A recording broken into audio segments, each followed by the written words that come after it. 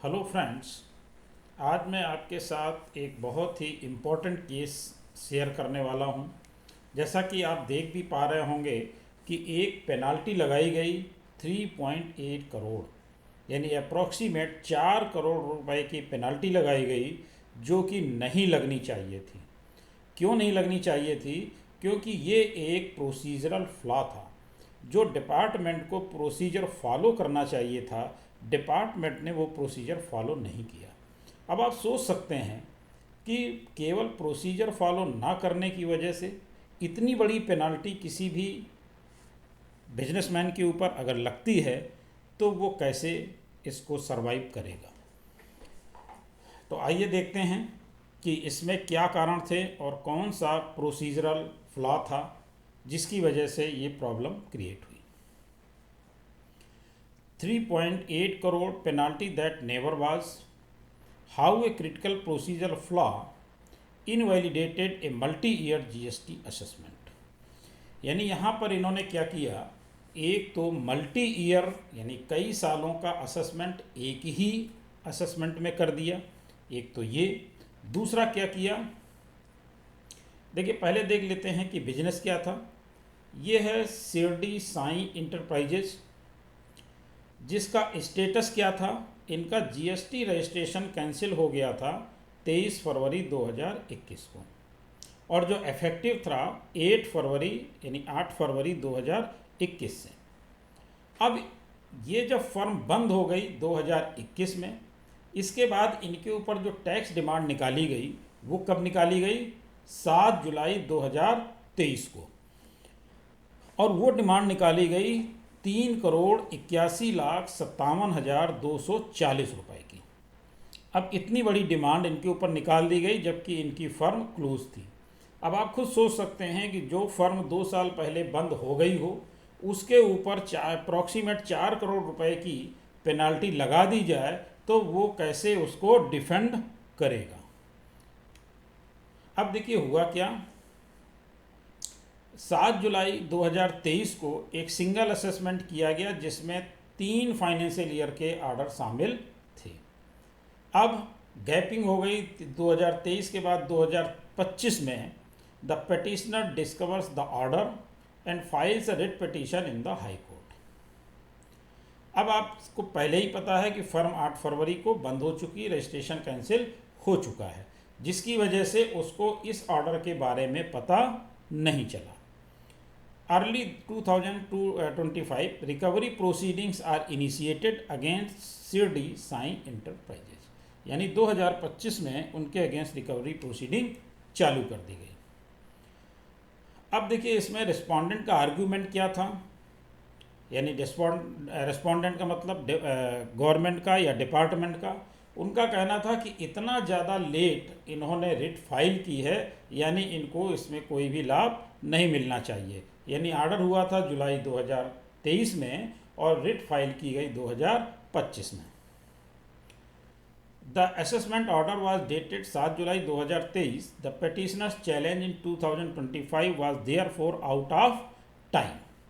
Implication: if the court accepts this argument, the case is dismissed on procedural grounds without ever considering the merits of the rupees 3.8 crore penalty.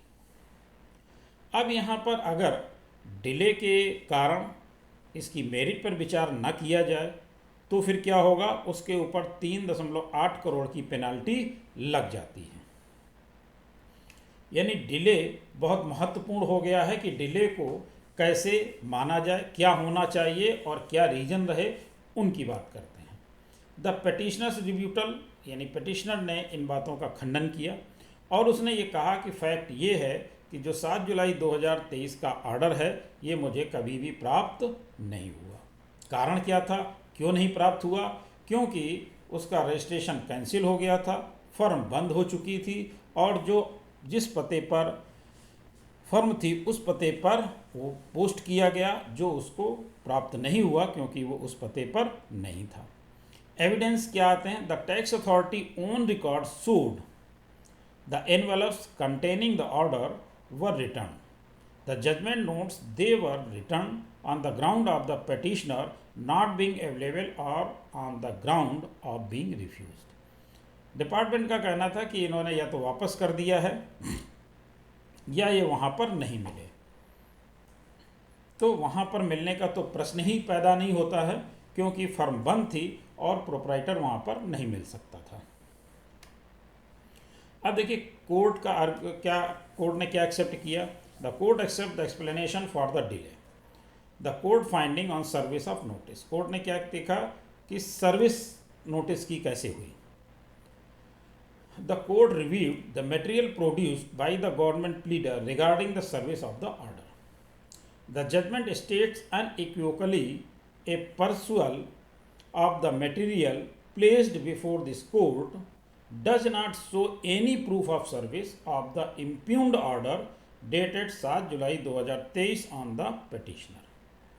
यानी department ये साबित नहीं कर पाया कि वो order उनको मिला था या कम्युनिकेट किया गया था, और ये डिपार्टमेंट के ऊपर था कि वो इस बात को प्रूफ करे। केवल लिफाफा वापस आ जाए इसका मतलब ये नहीं है कि उनको ऑर्डर मिल गया। कंक्लूजन ये निकला, in such circumstances we have to accept the delay in the petitioners approaching this court. तो कोर्ट ने उनके डिले को स्वीकार कर लिया। फंडामेंटल फ्लॉ क्या था जो नहीं होना चाहिए था। One order for 3 separate years. एक ऑर्डर पास किया गया 3 सालों के लिए, यानी 2018-19, 2019-20 और 2020-21, जिसके लिए सेपरेट अलग अलग ऑर्डर पास होने चाहिए थे, लेकिन उन्होंने क्या किया, एक ही ऑर्डर पास किया जो कि इनवैलिड था। अब इसमें ग्राउंड प्रेसिडेंट में क्या लिया गया, द एसजे कंस्ट्रक्शंस की रूलिंग की बात की गई। The guiding judgment, the petitioner argument relied on a prior judgment from a division bench of the same high court. यानी सेम हाई कोर्ट की डिवीजन बेंच में जो पहले ही इस तरह का एक ऑर्डर हो चुका था उसकी बात की गई। कौन सा ऑर्डर था, केस साइटेशन है SJ constructions versus the assistant commissioner and others.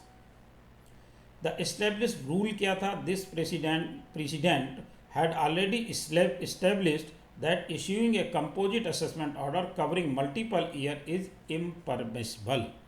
यानी वो इम्परमिसिबल था क्योंकि एक ही साल में 3 ऑर्डर कवर नहीं किए जा सकते हैं, और इसी से संबंधित पहले एसजे कंस्ट्रक्शन का ऑर्डर हो चुका था।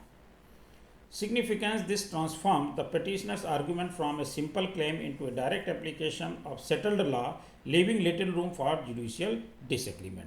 तो इसमें कहीं कोई ऐसी गुंजाइश नहीं थी क्योंकि पहले ही इस तरीके का ऑर्डर इस बेंच के द्वारा पास किया जा चुका था, यानी इसको स्वीकार करना था। यहाँ पर क्या कमी रह गई, द करेक्ट प्रोसीजर ये था कि 2018-19, 2019-20 और 2020-21 का ऑर्डर सेपरेट रूप से अलग अलग पास किया जाना चाहिए था। फ्लॉ क्या था, प्रोसीजर फ्लॉ क्या था, 2018-19, 2019-20 और 2020-21 का एक कंपोजिट ऑर्डर पास कर दिया गया, यही एक प्रोसीजरल फ्लॉ था। इसके बाद हम बात करते हैं the high court decisive ruling. Verdict क्या हुआ, the writ petition is allow कर दी गई। आउटकम क्या निकल करके आया कि जो 3,81,57,240 की डिमांड थी वो सेट असाइड कर दी गई। Court reasoning direct quote from the judgment, the impugned order of assessment dated 7 July 2023 as set out above covers 3 separate assessment years.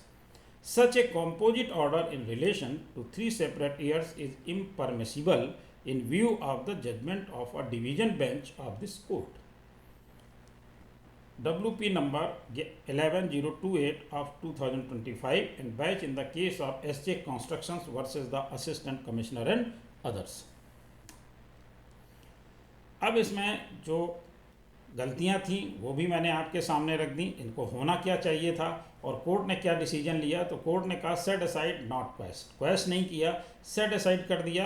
The court set aside the composite order, remand back कर दिया और instruction दे दिया to pass appropriate separate orders for each individual assessment year.